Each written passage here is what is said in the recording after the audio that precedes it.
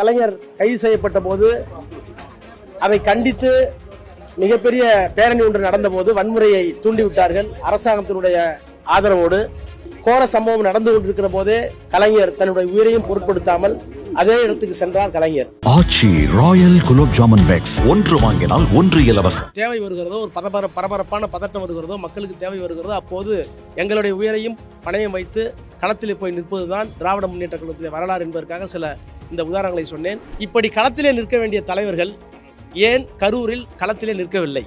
செய்தியாளர்களை சந்திப்பதற்கு கூட வெட்கப்பட்டு கொண்டு பயந்து கொண்டு ஏன் சென்னைக்கு வந்தீர்கள்? நம்மால் தான் இது நடந்தது என்கின்ற ஒப்புதல் அவர்கள் மனசாட்சியில் இருக்கிற காரணத்தினால் அவர்கள் ஓடி விட்டார்கள் தான் உண்மை.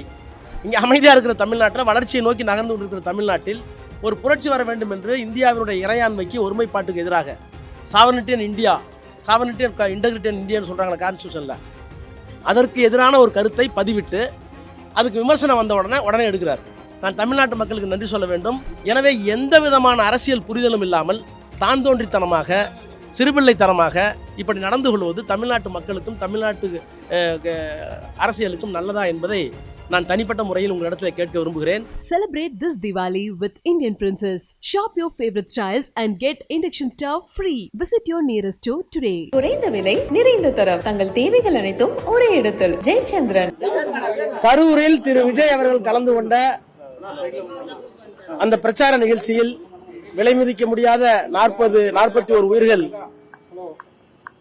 உயிர்களை நாம் இழந்திருக்கிறோம். அரசியல் மனமாச்சரியங்களை தாண்டி இழந்தது மனித உயிர்கள் என்கின்ற அந்த அரிய உணர்வோடு, உன்னதமான உணர்வோடு மாண்புமிகு முதலமைச்சர் அவர்கள் உடனடியாக சென்று அவர்களை எல்லாம் சந்தித்து நிவாரணம் அறிவித்து இரவே திரும்பியிருக்கிறார்கள். இது திராவிட முன்னேற்ற கழகத்தினுடைய நெடிய வரலாற்றில் இப்படித்தான் ஒரு தலைவர் இயங்குவார் என்பதற்கு அண்ணா காலத்திலிருந்து உதாரணம். 2001ஆம் ஆண்டு ஒரு மிகப்பெரிய கலைஞர் கைது செய்யப்பட்ட போது அதை கண்டித்து மிகப்பெரிய பேரணி ஒன்று நடந்தபோது வன்முறையை தூண்டிவிட்டார்கள். அரசாங்கத்தினுடைய ஆதரவோடு அன்றைக்கு பல பேர் காயமடைந்தார்கள், சிலர் உயிரிழந்தார்கள். ஆனால் அந்த கோர சம்பவம் நடந்து கொண்டிருக்கிற போதே கலைஞர் தன்னுடைய உயிரையும் பொருட்படுத்தாமல் அதே இடத்துக்கு சென்றார். கலைஞர் அதே போல கொரோனா கோரத்தாண்டவம் ஆடிய போது பிரதமர் உட்பட, தமிழ்நாட்டுடைய அமைச்சர்கள் உட்பட இந்தியாவில் எந்த அமைச்சரும், எந்த சட்டமன்ற நாடாளுமன்ற உறுப்பினர்களும், அரசியல்வாதிகளும் வெளியே வர தயங்கிய காலத்தில் அப்போது ஒன்றிணைவோம் வா என்று ஒரு முழக்கத்தை எழுப்பி சட்டமன்ற உறுப்பினர்களை, மாவட்ட கழக செயலாளர்களை அவரே வெளியே வந்து பொதுமக்களுக்கு எல்லா நிவாரணத்தையும் வழங்கிய இயக்கம் திராவிட முன்னேற்ற கழகம். அவருடைய தலைவர் இன்றைக்கு இருக்கின்ற எங்களுடைய முதலமைச்சர். எனவே எப்போது ஒரு தேவை வருகிறதோ, ஒரு பரபரப்பான பதட்டம் வருகிறதோ, மக்களுக்கு தேவை வருகிறதோ, அப்போது எங்களுடைய உயிரையும் பணயம் வைத்து களத்திலே போய் நிற்பதுதான் திராவிட முன்னேற்ற கழகத்திலே வரலாறு என்பதற்காக சில இந்த உதாரணங்களை சொன்னேன். அதை போலவே இப்போது எங்களுடைய முதலமைச்சரும் செய்திருக்கிறார். இதில் அரசியல் கிடையாது. ஆனால் எனக்கு தனிப்பட்ட முறையில் சில கேள்விகள் இருக்கிறது. இப்படி களத்திலே நிற்க வேண்டிய தலைவர்கள் ஏன் கரூரில் களத்திலே நிற்கவில்லை? செய்தி அறிந்ததற்கு பிறகும் அவசரமாக செய்தியாளர்களை சந்திப்பதற்கு கூட வெட்கப்பட்டு கொண்டு பயந்து கொண்டு ஏன் சென்னைக்கு வந்தீர்கள்? ஒன்றை என்னால் உணர முடிகிறது. அவர் ஒரு பிரபலமான நடிகர். அவர் இருந்தால் மீண்டும் கும்பல் கூடும். எனவே அவர் திருச்சியில் தங்கி கொண்டு இப்போது ட்விட்டர் போடுகிறார்களே, இப்போது கூட இருக்கிறார்களே, அந்த தலைவர்கள் எல்லாம் ஏன் போய் களத்திலே நின்று அவர்களுடைய காயத்திற்கு மருந்து போட்டு இறப்புக்கு நிவாரணம் கொடுத்து அவர்களுக்கு ஏன் ஆறுதல் சொல்லவில்லை? அவர்களை அறியாமல் அவர்களிடத்தில் இருக்கிற கில்ட்டி கான்சியஸ், குற்ற உணர்வு, நம்மால் தான் இது நடந்தது என்கின்ற ஒப்புதல் அவர்கள் மனசாட்சியில் இருக்கிற காரணத்தினால் அவர்கள் ஓடி விட்டார்கள் தான் உண்மை.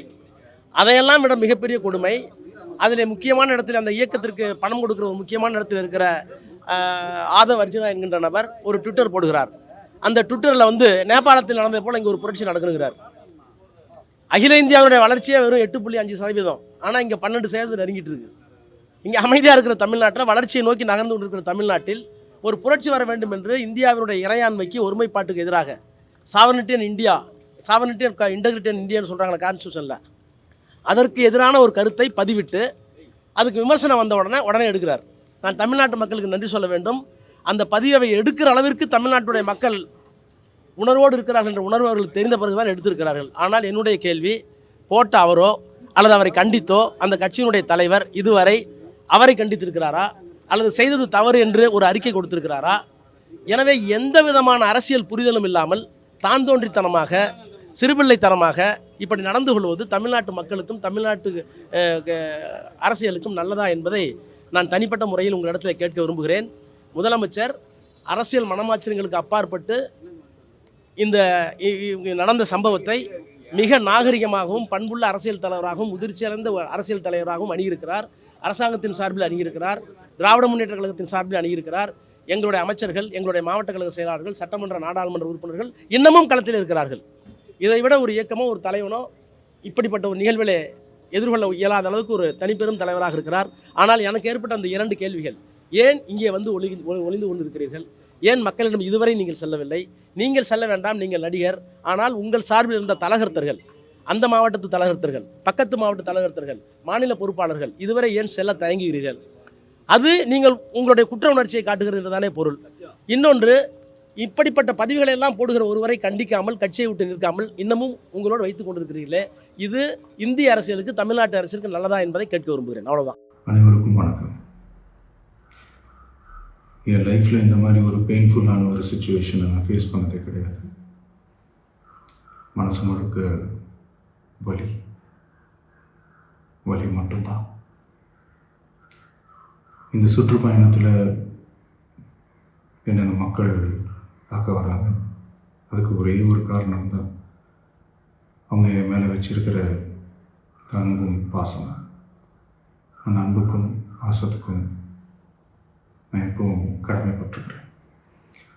அதனால தான் இந்த சுற்றுப்பயணத்தில் மற்ற எல்லா விஷயங்களையும் தாண்டி மக்களுடைய சேஃப்டி, அதில் எந்த காம்ப்ரமைஸும் பண்ணிடக்கூடாதுன்றதுக்காக தான் அது என் மனசில் ரொம்ப ஆழமாக இருக்கும் அந்த எண்ணம்.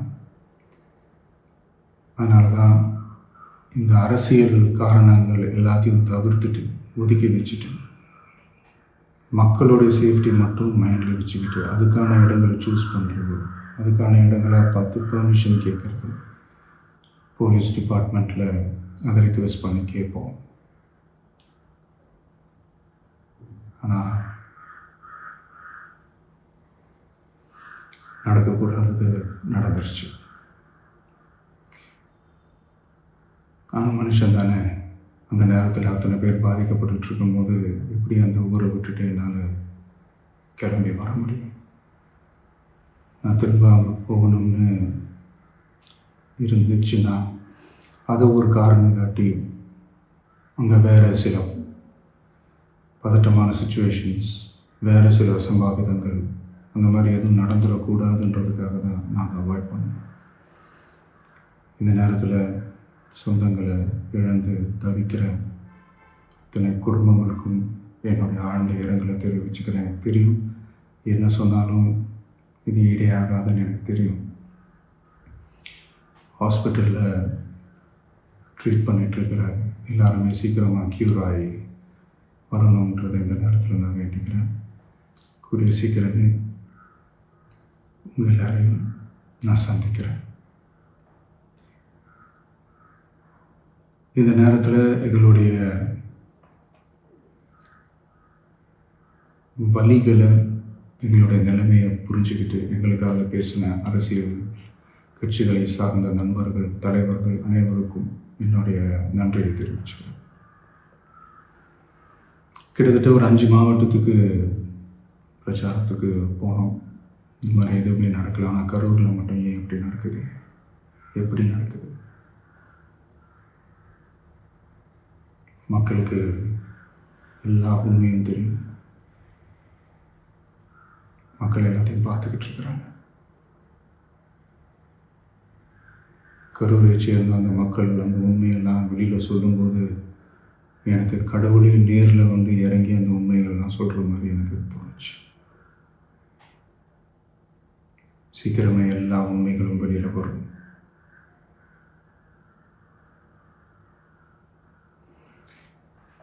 எங்களுக்கு தரப்பட்ட இடத்துல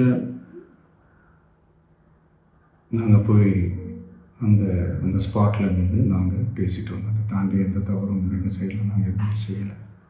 பட் இருந்தாலும் எங்கள் கட்சியை சேர்ந்த நிர்வாகிகள், தோழர்கள் மேலே எஃப்ஐஆர், அது மட்டும் இல்லை சோஷியல் மீடியாவை சேர்ந்த நண்பர்கள், தோழர்கள் அவங்க மேலே எஃப்ஐஆர்லாம் போட்டு பிடிச்சிட்டு இருக்கிறாங்க.